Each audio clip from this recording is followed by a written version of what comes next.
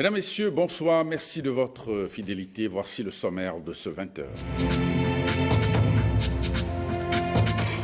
La majorité parlementaire est montée au créneau après le vote sur la proposition d'amendement de la Constitution.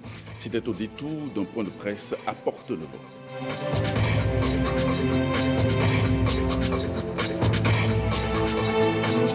Encore des cybercriminels et des braqueurs dans les filets de la police républicaine.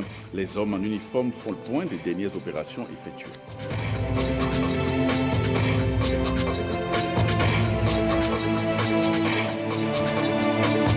Le développement des espaces frontaliers dans le Sahel préoccupe l'Union monétaire ouest-africaine. Un séminaire s'est tenu à Cotonou à ce sujet.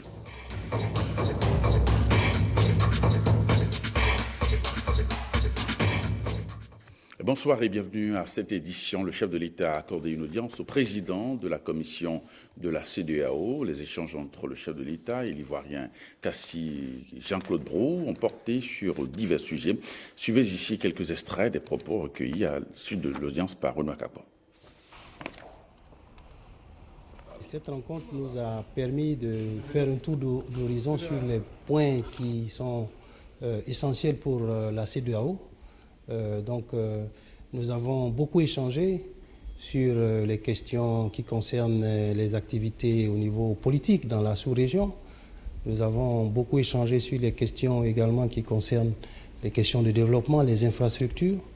Et nous avons également échangé sur les prochaines activités, notamment les prochaines réunions des instances statutaires de la CEDEAO qui doivent avoir lieu à la fin du mois de juillet. Les questions politiques, bien entendu, ont couvert toute l'actualité de notre sous-région et cela nous a permis d'avoir vraiment les avis et les conseils du président de la République sur ces questions. Nous avons également informé le président de la République des activités concernant le poste de contrôle juxtaposé à la frontière avec le Nigeria. Vous savez, c'est un investissement important qui va soutenir le commerce, qui va soutenir la circulation des biens et des personnes. Et c'est un investissement qui est pratiquement terminé. Et nous pensons que dans quelques jours, dans quelques semaines en tout cas, cet investissement important va pouvoir ouvrir et donc servir les Béninois, les Nigériens et toute la communauté de la CEDEAO. Donc ça, c'est un élément important. Nous avons parlé également des questions de l'électricité, de l'énergie. Vous savez qu'il y a quelques jours, le programme d'échange énergétique a été lancé ici à Cotonou. Donc c'est un programme qui va permettre de développer les infrastructures en matière de production, de transport. Ça va permettre de faciliter les échanges d'électricité entre les différents pays. Et donc c'est un projet important. Et c'est pour ça que nous avons tenu à ce que ce projet démarre le plus rapidement possible. Et ça, c'est un point important. Nous avons également parlé du corridor, vous savez, l'autoroute Lagos-Abidjan, qui passe par le Bénin, le Togo et le Ghana. Donc nous avons informé le président de la République des progrès sur ce programme important et nous fondons beaucoup d'espoir sur la réalisation de ce projet. Il avance très bien. Les études de faisabilité sont en cours actuellement et donc nous faisons tout au niveau de la commission pour faire en sorte que les pays puissent rapidement un jour voir la réalisation de ce projet. Donc c'est une audience qui nous a vraiment permis d'avoir vraiment beaucoup de conseils du président de la République. Son expérience dans la sous-région est extrêmement utile sur ces différents points. Et donc, c'est vraiment très heureux que nous avons, avec beaucoup de bonheur, que nous avons participé à cette audience. Comme je vous l'ai indiqué, le président a fait avec lui le tour d'horizon de ce qui a été fait. Vous savez que nous sommes à la veille aussi d'un Conseil des ministres, Conseil exécutif de la CEDEAO, qui aura lieu ce week-end, samedi, dimanche. J'irai représenter notre pays. Là aussi, nous avons profité pour voir les questions les plus importantes et ce que le président a aussi dit au chef de l'État, c'est le prochain sommet CEDEAO-CEAC qui aura lieu à la fin du mois de juillet et le président a marqué son accord pour y prendre part. Donc la dynamique d'intégration est en cours et c'est toujours avec plaisir que notre gouvernement accueille le président d'une institution comme la CEDEAO avec laquelle nous entendons faire du travail qui favorise non seulement l'intégration entre les pays, mais surtout entre nos peuples. Après avoir été reçu par le chef de l'État, le président de la commission de la CEDEAO, Jean-Claude Brault, a tenu une séance de travail avec le ministre d'État, Ablaye Bio-Tchane. C'était donc hier, juste après l'audience présidentielle. Au Parlement, la proposition d'amendement de la Constitution n'a pas été fructueuse. Après le vote à l'Assemblée nationale, le bloc de la majorité parlementaire a donné un point de presse dans la salle Sakakina. Écoutons à ce propos les membres du BMP sur l'essentiel à retenir de leur présentation. Ils sont interrogés par Jérôme Mouba et Edmond Mouba. 7, 8, 9, par 62 voix pour, 19 contre et une abstention. La majorité des 4/5 n'ayant pas été obtenue, le projet sera soumis à référendum. Donc je voudrais dire à travers ces deux votes qu'enfin nous ouvrons la possibilité de moderniser notre loi fondamentale, à tout le moins, sur les 4 points qui étaient soumis à amendement. Je voudrais dire que le BMP et individuellement les députés et le BMP dans ses différentes structures, c'est-à-dire la coordination, mais également le comité d'orientation et de supervision, nous avons essayé de bonne foi de dialoguer, d'échanger avec nos partenaires de la minorité parlementaire afin que nous puissions trouver des points de convergence. Ce qui est intéressant, la différence qu'il y a entre ces votes d'aujourd'hui et ce qu'on a eu en avril, c'est qu'en avril 2017, nous n'avons pas pu accéder, aller plus loin. Aujourd'hui, nous avons eu 2 votes. Ce qui suppose que nous avons pris en considération cette proposition de réforme. Ça a été pris en considération, donc adopté par le Parlement. Il est dit simplement que lorsqu'on a dépassé cette phase-là, que donc c'est le référendum qui vient. Nous allons continuer le plaidoyer en direction du président de la République parce que la représentation nationale seule ne peut pas se lever et organiser un référendum. On est obligé de le faire en lien avec le gouvernement.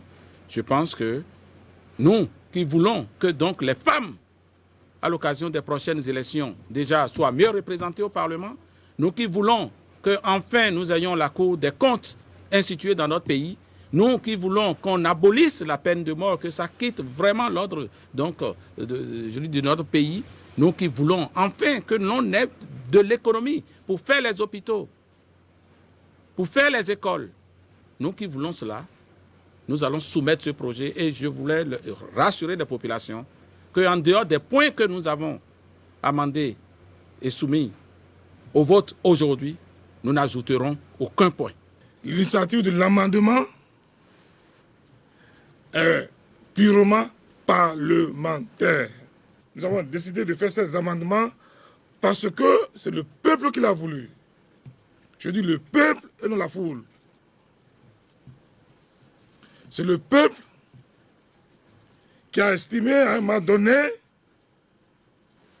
et la communauté internationale qui a estimé à un moment donné qu'il faut une meilleure représentativité de la femme au niveau du Parlement. Et c'est pour répondre à ces exigences populaires, qui est l'émanation du peuple, que nous avons décidé d'introduire ces points. Nous prenons le peuple béninois témoin, qui a 19 députés qui refusent d'affirmer leurs convictions politiques au détriment du peuple souverain. Affirmer sa conviction politique, c'est d'aller dans le sens du peuple, c'est d'aller du côté du peuple, et non servir un individu qui n'a plus d'avenir politique. Donc nous, l'histoire retiendra que 19 députés ont refusé la promotion de la femme. L'histoire retiendra que 19 députés ont refusé l'abolition de peine de mort. L'histoire retiendra que 19 députés ont refusé qu'on fasse l'économie au niveau du Trésor. Parce que 19 députés ont choisi d'aller contre l'assainissement des finances publiques. Aujourd'hui, plus que jamais, l'opinion a fait le constat que nous n'étions mus par aucun intérêt caché. Et que les choses que nous avions exprimées dans les amendements formulés, on n'était mus que par ces choses-là. Il n'y avait aucune arrière-pensée dans ce qui avait été fait. Et vous souhaitez qu'à l'unisson, nous soyons tous conséquents et voyons que l'intérêt du pays doit nous convenir, l'intérêt du pays doit nous préoccuper pour le bonheur de tous. En tout cas, le BNP restera conforme à cet élan-là et faire en sorte pour que seules les questions d'intérêt majeur de notre peuple soient sauvegardées dans tout ce que nous allons faire ici, maintenant et pendant le référendum. Le parti Union fait la force du député André Okunlola était en meeting le week-end écoulé à Savè avec tous les démembrements installés à Savè, Glazou et Ouessé. La rencontre a permis aux militants d'avoir des informations sur les actions déjà engagées au profit de la 10e circonscription électorale. Reportage Nestor Sela jusqu'à Akovi. Nous sommes tous témoins de la transformation quantitative et qualitative que le Bénin connaît. En ce qui concerne spécifiquement la 10e circonscription électorale, nous notons avec satisfaction le renforcement de la qualité de notre système sanitaire afin d'offrir à tous nos concitoyens un meilleur accès aux soins de santé. En effet, le gouvernement du président Patrice Talon a approuvé lors du Conseil des ministres du mercredi 6 juin 2018 dernier le décaissement d'une somme d'1 489 46 933 francs CFA, représentant la contrepartie béninoise pour le financement de la construction de ce grand hôpital qui soulagera les peines des populations des localités de Savè et de Ouessé. Le lancement sous peu de la construction des routes Savè-Kétou et Savè-Okeo, un projet qui tient à cœur les populations des deux communes. La construction en cours du barrage de Aïdioko et le grand château de Glazoué pour régler définitivement le problème d'approvisionnement en eau potable dans les deux communes. La population de la 10e circonscription électorale dit merci au président et à son gouvernement. Les militants du parti Alternative Citoyenne de la commune d'Atiémé soutiennent les actions du gouvernement. Eh bien, ces militants souhaitent la poursuite des œuvres de développement entamées par le gouvernement. Ils l'ont fait savoir le week-end écoulé au cours d'un rassemblement politique. La population affiche sans réserve leur adhésion au programme d'action du gouvernement. Le compte-rendu est signé Stanislas Lincmont, présenté par Cyprien Locosso. Elles disent oui aux réformes engagées par le gouvernement. Ces populations de la commune d'Atiémé. Les réformes ne sont pas toutefois faciles à accepter, même pour elles autres. C'est une suite logique de ce qui est annoncé et ceci conduira au mieux-être souhaité. Le terme de réforme s'entend du changement profond, apporté dans la forme d'une institution en vue de l'améliorer pour atteindre un résultat efficient. En avril 2016, le chef de l'État a clairement affiché son ambition d'engager de profondes réformes pour impulser une nouvelle dynamique dans le pays. L'objectif étant de rétablir un État respectueux des principes de la démocratie. La lutte contre la corruption, une administration béninoise dépolitisée, amélioration de la vie sociale des Béninois et la construction des infrastructures sont entre autres chapelets égrenés à l'actif du gouvernement. Pressés d'atteindre l'objectif, ces militants du parti Alternative Citoyenne remettent ici la clé de la poursuite des actions. La clé dite porte-bonheur. Vous avez raison de remettre la clé d'Atiémé à Patrice Talon à travers le parti Alternative Citoyenne. Pourquoi? Parce que tout à l'heure, vous me parliez du projet Adjaha à Tiémé. C'est déjà chose faite. Si Patrice Talon était l'autre, on aurait déjà commencé ça. Mais il a refusé. Il faut faire des études approfondies. La voie Adjaha à Tiémé, c'est quelque chose de crucial pour nous. Et il n'y a pas autre voie. Je veux dire la voie humaine. Pour le dire, une voie d'autorité qui est venue le dire ici pour que vous puissiez mettre ça en doute. Mais, on attend aussi, c'est ça, non?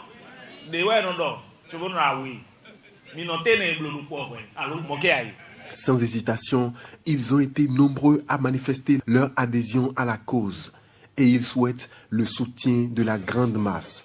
Plus encore, la bénédiction des aînés, comme ici, un hommage est rendu à Feu Kodjo Sodokin, ancien maire d'Atiémé, décédé il y a exactement 1 an. La police républicaine a tenu hier son hebdomadaire point de presse. Il est essentiellement question des activités opérationnelles menées par les agents ces derniers jours sur toute l'étendue du territoire national. Lionel Karbazaou. Un autre marabout fait parler de lui cette semaine. Il est de nationalité sénégalaise et vit au quartier Révier-Pota, dans la commune d'Adjara. Ce dernier serait réputé dans le trafic d'organes humains. Une perquisition effectuée à son domicile a permis de saisir, outre des ossements humains et de la graisse humaine, d'importants talismans. Cybercriminalité, infraction au code de la route, cambriolage, vol et braquage. Ce sont là d'autres icônes sur lesquelles a cliqué le porte-parole de la police républicaine.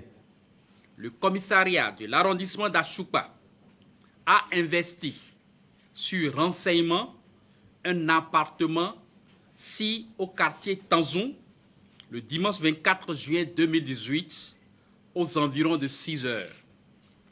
Au total, 13 présumés cybercriminels ont été appréhendés.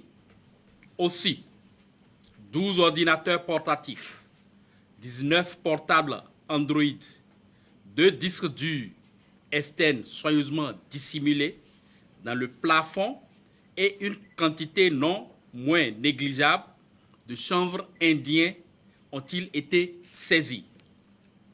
Présentés à l'autorité judiciaire, ils ont tous été mis sous mandat de dépôt le lundi 2 juillet dernier. Quant aux infractions au code de la route, 324 véhicules ont été arraisonnés. Pour ce qui est des cambriolages, au total, 4 ont été déjoués, 8 personnes interpellées et un malfrat neutralisé. Aussi, une bande de 4 élèves cambrioleurs a été démantelée à Savet. En ce qui concerne les vols et braquages, 5 cas ont été déjoués, 9 personnes interpellées et 2 tuées.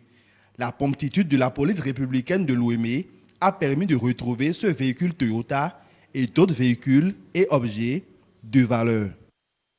Avant de poursuivre ce journal, ce communiqué du préfet du littoral, il m'a été donné de constater que les abords de la route des pêches font l'objet d'une occupation anarchique par certains promoteurs de débits de boissons ou autres établissements de loisirs qui installent des constructions en matériaux précaires et en prenant la chaussée comme des aires de stationnement des motos.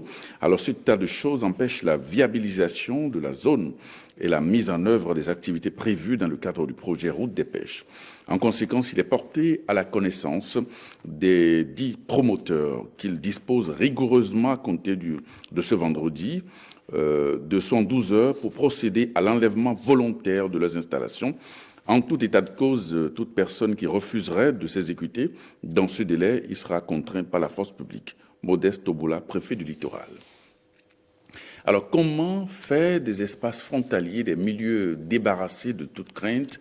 L'Union monétaire ouest-africaine, avec le soutien de l'Union européenne, se penche sur la question. C'est à travers un séminaire de développement transfrontalier du Sahel. William Tchouki. L'Afrique de l'Ouest, c'est 15 États, 15 pays divisés par 32 000 km de frontières. Des éléments constituant un frein à l'intégration régionale, des éléments perçus comme des menaces pour la stabilité.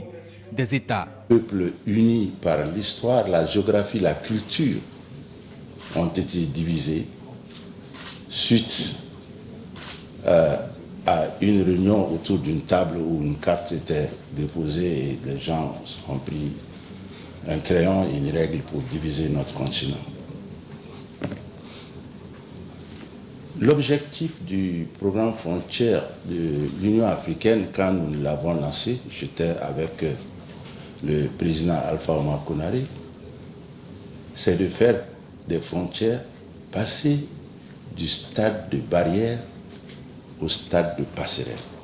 L'Union monétaire ouest-africaine, avec le soutien de l'Union européenne et le Club du Sahel, veut lever ces barrières et instaurer un débat autour des mécanismes innovants de compréhension et de coopération transfrontalière. Notre institution commune a amorcé depuis quelques années maintenant une nouvelle dimension de sa mission d'intégration, à savoir passer de l'intégration institutionnelle avec les États à celle de proximité avec les peuples. La frontière n'est pas et ne doit pas être une barrière entre les peuples. Parce que la réalité, forgée par l'histoire, proscrit, interdit la notion de barrière. Et c'est cette histoire qui fait que le Yoruba et le Haoussa sont parlés au Bénin comme ils le sont au Nigeria. Le séminaire sur le développement transfrontalier au Sahel mettra en œuvre les nouveaux outils pour financer la décentralisation. Elle serait le mécanisme nécessaire à la concrétisation des projets transfrontaliers. Les collectivités locales auront en charge, le Conseil des collectivités locales, de mettre en place des cadres de concertation, de créer des intercommunalités pour que toutes les situations liées à la réticence ou à la méfiance soient levées. Il est même recommander à tous les ministères sectoriels de prévoir dans leur responsabilité, dans leur budget, des ressources permettant de réaliser des infrastructures socio-économiques, des infrastructures communautaires. 2 jours d'échange pour mettre en lumière les nombreuses potentialités des espaces frontaliers de l'Afrique de l'Ouest. Une table ronde s'est tenue hier dans les locaux du ministère du Plan du Développement sur le financement des cantines scolaires. Les ministres et cadres techniques impliqués et les partenaires techniques et financiers ont passé en revue le chemin parcouru dans la mise en œuvre du projet avant de se lancer dans un processus de mobilisation de ressources financières. Ghislain Pogé, Alexis Kelum. La table ronde de Cotonou réunit les acteurs étatiques et les partenaires techniques et financiers autour de l'alimentation scolaire. Il s'agit d'abord de faire un arrêt et d'examiner les résultats obtenus. Les efforts des uns et des autres en matière d'alimentation scolaire surtout ont permis d'atteindre des taux de couverture oscillant entre 30 et 31%.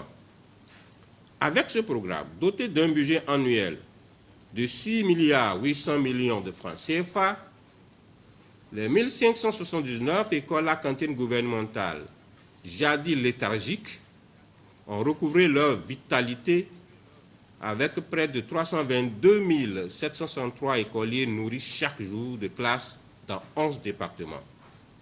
322 733 écoliers de 11 départements impactés avec l'appui des partenaires techniques et financiers. Le programme alimentaire mondial intervient dans 50 écoles.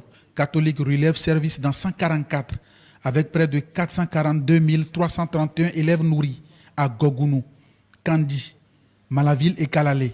Le partenariat mondial pour l'éducation couvre 297 écoles dans 10 communes avec plus de 59 100 élèves impactés. Des résultats, source de motivation pour le gouvernement qui revoit ses ambitions à la hausse.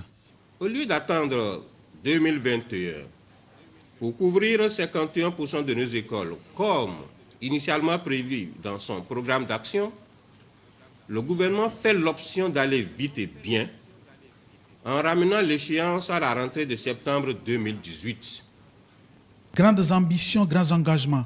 Les partenaires techniques et financiers soutiennent. C'est également l'occasion pour réaffirmer la disponibilité du programme alimentaire mondial à accompagner le Bénin dans la gestion du programme national d'alimentation scolaire intégrée et tout au long du processus, continuer à travailler avec le gouvernement sur l'appropriation et la durabilité de ce programme. Expression de soutien des partenaires suivi d'engagement du gouvernement pour la pérennisation du programme. Nous mettrons en place une plateforme afin de faciliter le dialogue entre les différents acteurs qui interviendront dans la mobilisation des ressources financières nécessaires à la mise en œuvre de ce programme. Et nous veillerons à assurer la durabilité et la soutenabilité à moyen terme de ce financement grâce à nos ressources propres. Au cours de cette table ronde, des engagements ont été exprimés. Engagement pour le financement et le renforcement du programme des cantines scolaires au Bénin. Et puis à l'issue de la table ronde, le ministre d'État chargé du plan et du développement, lors d'un point de presse, a annoncé les engagements pris par les acteurs participants à la table ronde. Il est au micro de Ghislain Pogé et d'Alexis Seguin. Cette table ronde a été un franc succès, tant sur l'aspect de l'organisation que sur la mobilisation de ressources. Les partenaires techniques et financiers ont répondu à l'appel du gouvernement et notre plaidoyer a permis aujourd'hui la mobilisation pour les 4 prochaines années. Nous sommes de 28 milliards qui correspond à ce qui est nécessaire pour porter l'accès aux cantines scolaires de 31% à 51% dès la rentrée prochaine d'octobre 2018. À travers le programme d'action du gouvernement Bénin révélé, le gouvernement avait affirmé sa volonté de développer le système éducatif en y consacrant une part importante de ses ressources. La table ronde pour la mobilisation de ressources au profit du programme des cantines scolaires de ce jour est un pas important posé pour l'atteinte de cet objectif. En effet, avec ces ressources additionnelles, le programme va connaître une extension significative. Il couvrait à ce jour 2566 écoles, 31% du nombre total d'écoles primaires dans notre pays, donc une proportion équivalente d'accès des élèves aux cantines, au programme des cantines scolaires.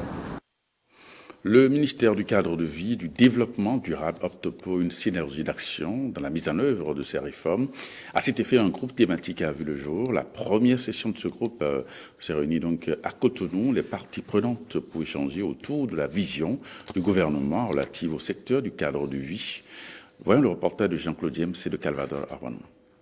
À cette table, on retrouve les spécialistes du cadre de vie ainsi que les partenaires techniques et financiers. L'appropriation de la vision du gouvernement est au cœur de cette première session du groupe thématique Cadre de vie et développement durable. Une plateforme de concertation et de dialogue.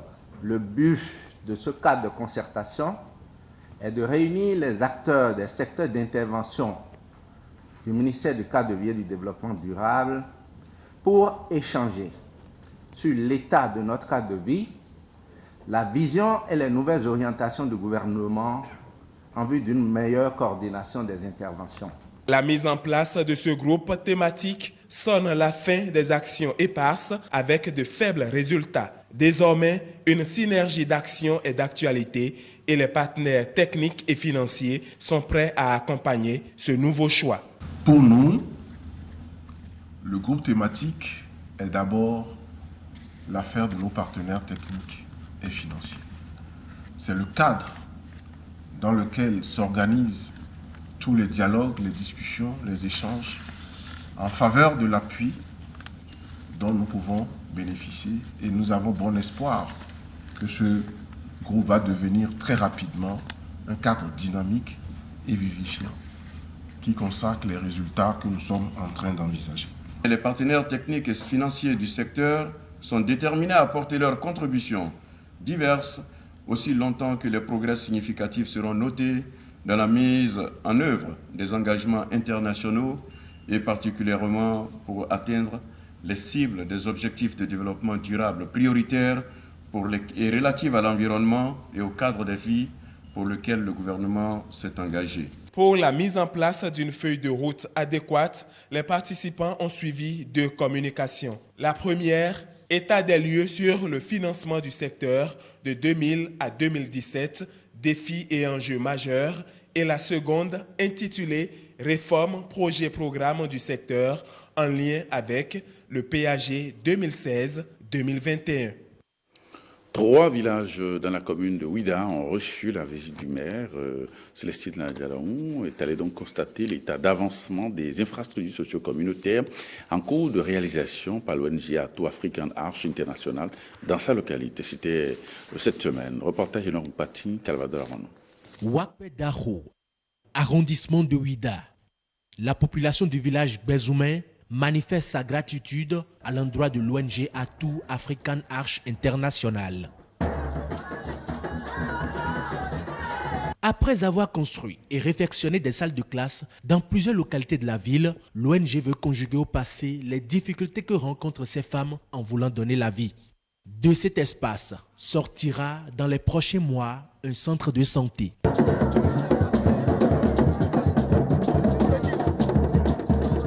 À 10 ans, on a fait des modules pour 4000 enfants. On utilise les matériaux locaux pour soutenir les valeurs de votre pays et on donne du travail. Je tiens beaucoup à ce projet et le projet il s'appelle La santé avant tout. Et avec ça, c'est fini. Le temps n'est plus à la parole. Il faut avancer. Il faut qu'on travaille. Les populations sont pressées et nous devons tous les jours être à leur côté, faire en sorte que leurs conditions s'améliorent. Et quand nous venons ici à Wakpe, nous disons on a du travail à faire. Atout African Arch International est une ONG italienne. Elle œuvre dans le social et l'éducation depuis des années grâce à la détermination d'un digne fils du Bénin, Kofi Koko. Le chantier du dispensaire de Bezoumen, ça c'est pour 4 mois. Nous allons finir dans le délai, il n'y a pas de problème. Pour Yamolekwe, c'est 3 mois et aujourd'hui déjà, vous aussi, vous constatez, on est à 1 mois, 10 jours de travail. Dans ces efforts de recherche du bien-être social des populations démunies, l'ONG est encouragée et soutenue par la mairie de la ville de Ouida. Nous aurons l'occasion vraiment de lui témoigner toute notre gratitude pour tout ce qu'il a fait jusqu'ici et que vous continuerez encore de faire pour notre ville. Merci bien. J'ai décidé ce matin de faire le tour avec eux pour leur dire tout mon soutien et encourager nos heureux donateurs pour leur dire que ce qu'ils font pour nous, ce qu'ils font dans nos localités, nous leur sommes reconnaissants. Les salles de classe construites en matériaux précaires ici, à l'école primaire publique Bazouba, est le dernier chantier visité. Une infrastructure que l'ONG entend construire. Avant de nous séparer ce communiqué du préfet du département de Littoral, il m'a été donné de constater que les abords de la route des pêches font l'objet d'une occupation anarchique par certains promoteurs de débit de poissons ou autres établissements de loisirs qui installent des constructions en matériaux précaires et en prenant la chaussée comme des aires de stationnement des motos. Cet état de choses empêche la viabilisation de la zone et la mise en œuvre des activités prévues dans le cadre du projet Route des pêches. En conséquence, il est porté à la connaissance des 10 promoteurs qui disposent rigoureusement à compter du vendredi, ce vendredi donc, de 72 heures pour procéder à l'enlèvement volontaire de leurs installations.